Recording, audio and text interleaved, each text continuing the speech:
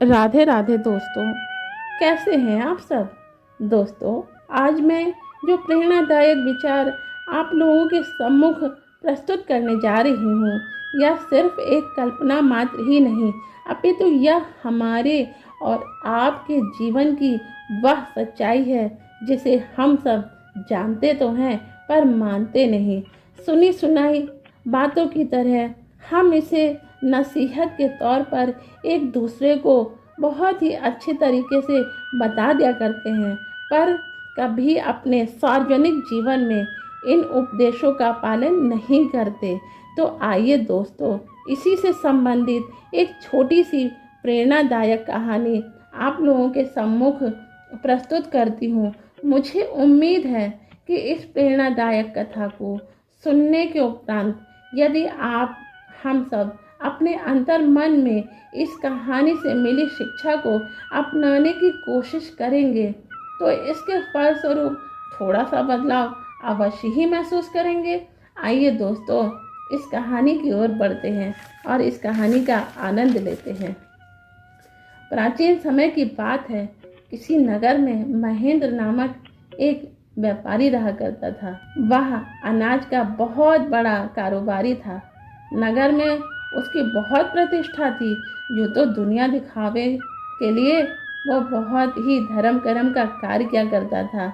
जगह जगह बहुत से प्याऊ खुलवाता, गरीबों की मदद करता, गरीब लड़कियों की शादी करवाता, पर असल ज़िंदगी में वो बहुत कपटी और बेईमान किस्म का व्यक्ति था। वह अपने अनाज की घटतौली किया करता था। वह किसी को भी उचित मात्रा में अनाज नहीं देता था। इसके अलावा वह सदैव अपने वही खाते में बेईमानी भी किया करता था। इसके अलावा वह सूदखोर भी था। तो लोगों की मजबूरी का फ़ायदा उठाना उसे बहुत अच्छे से आता था। इस तरह पाप के रास्ते पर चलकर उसने बहुत सारा धन एकत्रित कर रखा था। वो कहावत तो आपने सुनी ही होगी, एक दिन पाप का घड़ा जरूर फूटता है। तो होनी का खेल देखिए कि एक बार उस व्यापारी का इकलौता पुत्र, जिसे वह अपनी जान से भी ज़्यादा प्रेम करता था, वह अत्यंत गंभीर रूप से बीमार पड़ गया। व्यापारी ने उसके इलाज में कोई कसर नहीं छोड़ी। वह अपने पुत्र को लेकर बड़े से बड़े डॉक्टर, बड़े से बड़े हॉस्पिटल लेकर पहुंचा। उसने अपने पुत्र के इलाज में पैसे को पानी की तरह बहाया। देखते ही देखते उसके पुत्र के इलाज में उसका सब कुछ बिक गया, पर फिर भी वह अपने बालक के प्राणों की रक्षा नहीं कर सका। अपने एकमात्र पुत्र के निधन का गहरा आघात उसे लगा। वह इस कदर सदमे में चला गया कि वह विचित्र सा हो गया। उसने अपना व्यापार, परिवार, यहाँ तक कि अपना नगर भी छोड़ दिया और पागलों के भांति इधर उधर भटकने लगा।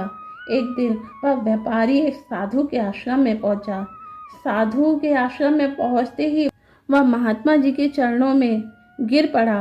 रोते रोते उसने महात्मा जी को अपनी पूरी आपबीती सुनाई और उनसे प्रार्थना करने लगा कि हे महात्मा जी, मेरा इस संसार से अब मोह भंग हो गया है। गुरुवर, अपना शिष्य बना लीजिए।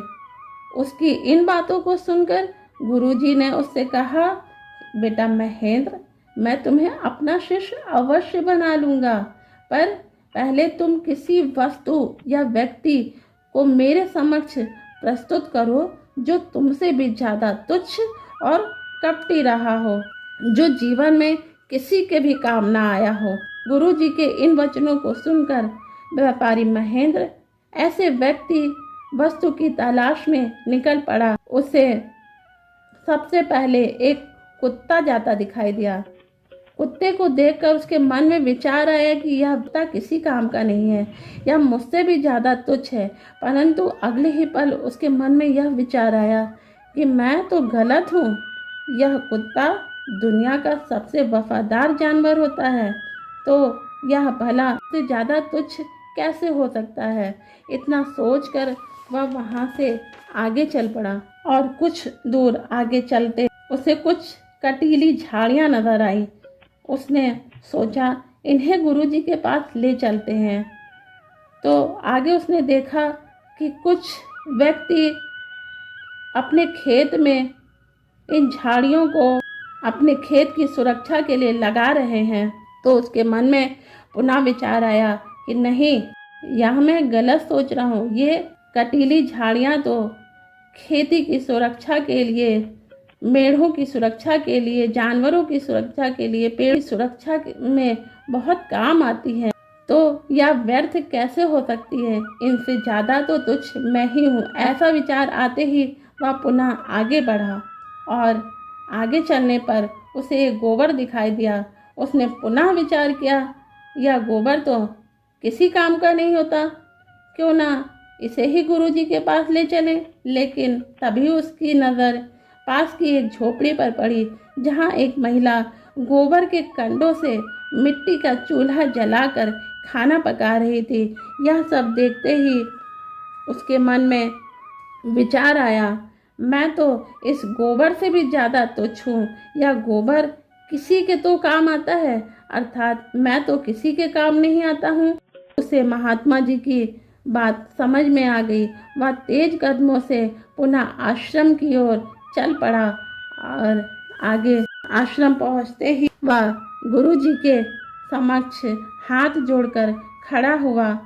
उसने महात्मा जी से कहा, महात्मा जी, मुझे आपकी दी हुई सीख अच्छे से समझ में आ गई है। मैं यह समझ चुका हूँ कि जीवन में दूसरों की कमियों को देखने की अपेक्षा हमें पहले स्वयं के अंदर झांक कर देखना चाहिए कि हमारे अंदर कितनी बुराइयां हैं। गुरुजी, मैं अपना अपराध स्वीकार करता हूँ और आज से मैं यह प्रण करता हूँ कि अपना समस्त जीवन मानव कल्याण के कार्यों में ही व्यतीत करूँगा, आपके मार्गदर्शन के अनुसार ही चलूँगा। उसकी इन बातों को सुनकर गुरुजी ने उसे अपने गले से लगा लिया और अपना शिष्य बना लिया। आगे चलकर वह स्वयं एक महात्मा बन गया। तो सुना दोस्तों, गुरुजी की प्रेरणा से वह व्यापारी कितना बड़ा महात्मा बन गया और उसने अपना सारा जीवन लोगों की सेवा में व्यतीत कर दिया।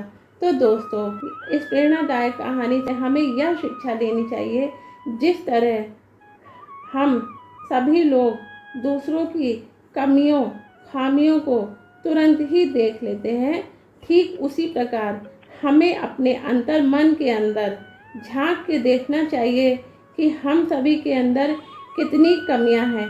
जिस दिन स्वयं के अंदर व्याप्त कमियों को देखना सीख जाएंगे, उस दिन से हम दूसरों के अंदर की कमियों को देखना बंद कर देंगे और उनके अंदर के अच्छे गुणों को ही देखेंगे, तथा अपने जीवन में अपनाने का प्रयास करेंगे। तो दोस्तों, आपको यह कहानी कैसी लगी? अच्छी लगी हो तो कमेंट्स बॉक्स में ज़रूर बताइएगा। ऐसी ही प्रेरणादायक कहानी को सुनने के लिए मेरे चैनल को सब्सक्राइब करना मत भूलिएगा। मिलते हैं किसी और दूसरी प्रेरणादायक कहानी में। तब तक के लिए राधे राधे दोस्तों।